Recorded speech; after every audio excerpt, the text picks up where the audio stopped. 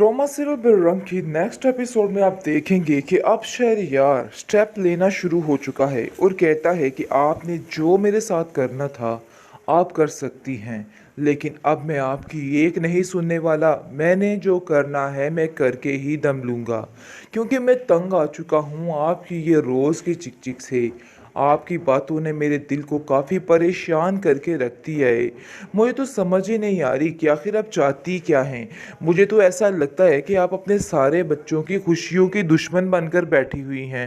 काश आपको इन बातों की समझ आ जाए, लेकिन मुझे नहीं लगता कि आप इन बातों को समझ पाएंगी, क्योंकि आपके अंदर वो माँ वाला दिल ही नहीं है। क्योंकि आपने मेरे साथ भी यही किया था, आयमा और दुर्दाना खाला को मेरे सर पे सवार करके। और देखिए अभी तक आप ऐसा ही कर रही हैं। किस तरीके से आप फरी की ज़िंदगी को तबाह कर रही हैं और किस तरीके से हम सब की ज़िंदगी को तबाह कर रही हैं। काश आपको हिदायत आ जाए और आप ठीक हो जाएं। उसके बारे में क्या सोचा है आखिर, जिसको सुनकर वो कहता है कि उसके होने या ना होने से कोई भी फ़र्क नहीं पड़ता, इसलिए इन सब बातों की टेंशन लेनी छोड़ दो और चुप करके तुम वर्ग वापस आ जाओ। जिसको सुनकर आप देखेंगे कि वो काफ़ी खुश होती है, लेकिन उसकी माँ जो है वो इस चीज़ पर फटा डाल देती है और कहती है कि आखिर ये क्या तमाशा लगाया हुआ है आप लोगों ने, मुझे तो कुछ समझ नहीं आ रही। जब चाह आ गया और जब चाह चले गए, ये तो कोई भी तरीका नहीं। इन दोनों बहनों ने मिलकर सारा काम खराब कर दिया और हमारे घर का सारा माहौल ही बिगाड़ दिया। हालांकि ये औरत आयमा को नहीं देख रही कि आयमा किस तरीके से डंडोरे पीटती फिर रही है, लेकिन उसका कहीं पे कोई नाम कोई जिक्र नहीं है। सिर्फ और सिर्फ उसको टेंशन है तो इस बात की कि एमल वापस क्यों आ रही है। एमल को वापस नहीं आना चाहिए था, इसके अलावा कुछ भी नहीं। लेकिन शहरयार भी ये साफ साफ कह देगा कि वो इस घर में ज़रूर आएगी और कोई भी उसको इधर आने से अब रोक नहीं सकेगा और अपनी परेशानी को ख़त्म कर सकते हो। जिस पर वो कहता है कि नहीं, ऐसी कोई बात नहीं और मैं बिल्कुल भी परेशान नहीं हूँ, इसलिए आपको भी परेशान होने की कोई ज़रूरत नहीं। वैसे इसको अपनी सारी हकीकत जल्द अज जल्द इस फ़ाखरा को बतानी चाहिए, ताकि फ़ाखरा जो कि दूसरों की बेटियों पर इल्ज़ाम लगाने पर बैठी होती है, इसको भी थोड़ी अक्ल आए और उसके दिमाग में कुछ बैठे कि कुछ भी हो जाता है होने को, इसलिए ज़्यादा ज़बान खोलना भी सेहत के लिए ठीक नहीं होता है। खैर आप देखेंगे कि फ़ाखरा गहनमे से पूछती है और कहती है, माँ मुझे एक बात सही से बताओ कि आखिर क्या मसला है जो बहुत ज़्यादा परेशान हो चुका है शहरयार। मुझे ऐसा लगता है कि जैसे तुम इसको बिलावजह परेशान कर रही हो, क्योंकि वो जानती तो है कि आयमा में कहीं ना कहीं लालच का कीड़ा मौजूद है और वो कहीं ना कहीं उसको ब्लैकमेल करती रहती है और अपनी शॉपिंग के लिए पैसे हटियाती रहती है। लेकिन आप देखेंगे वो कहती है, मुझे तो किसी बात का कोई नहीं है, असल बात तो ये है जो उससे आप खुद पूछ लीजिए, इसलिए मुझे इस तरह से परेशान करने की और सवाल जवाब करने की तो ज़रूरत ही नहीं है। खैर आप देखेंगे वो वहाँ से चली जाती है और सोचती है कि वो बहुत जल्द इन सब बातों का पता लगवा कर ही रहेगी, क्योंकि अब उसे इन बातों का पता लगवाना है और सारी हकीकत को सामने लाना है कि आखिर क्या वजह है और क्या नहीं है। क्योंकि वो बिला वजह बहुत परेशान रहने लग जाती है, क्योंकि वो जानती है कि कहीं ना कहीं ऐसी बात तो ज़रूर है जिसकी वजह से शहरयार की परेशानी में मज़ीद से मज़ीद इजाफा होता जा रहा है। इसलिए आप देखेंगे कि वो कहती है अफ़ान कि तुम्हें इस बात को पता लगवाना है कि आखिर शहरयार इतना परेशान क्यों है। मैं जानती हूँ कि उसको इमल की टेंशन भी है, लेकिन ये परेशानी कुछ और ही लग रही है और कुछ और ही बता रही है और मुझे ऐसा लगता है कि जैसे बात कुछ और है। इसलिए इस बातों का पता करवाना बहुत ज़्यादा ज़रूरी हो चुका है और हमें इस बातों का पता करवा कर ही रहना है, क्योंकि मुझे लग रहा है कि एमल के अलावा बात कुछ और भी है जो हमसे छुपाई जा रही है।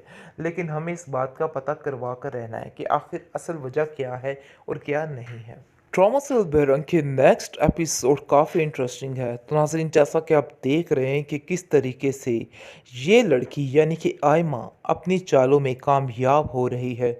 उसको तो ऐसी एक टॉपिक मिल चुका है, अब देखिएगा कि क्या क्या कुछ हथिया कर ये सारा कुछ लूट लटा कर ले जाती, क्योंकि ये यही मौका चाहती थी।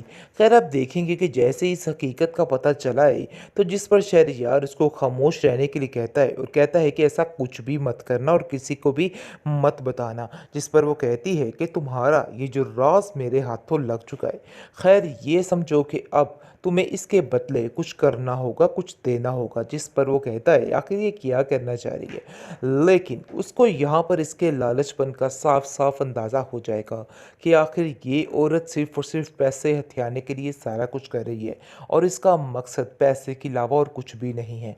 इस चीज़ का अंदाज़ा इसको साफ साफ हो चुका है।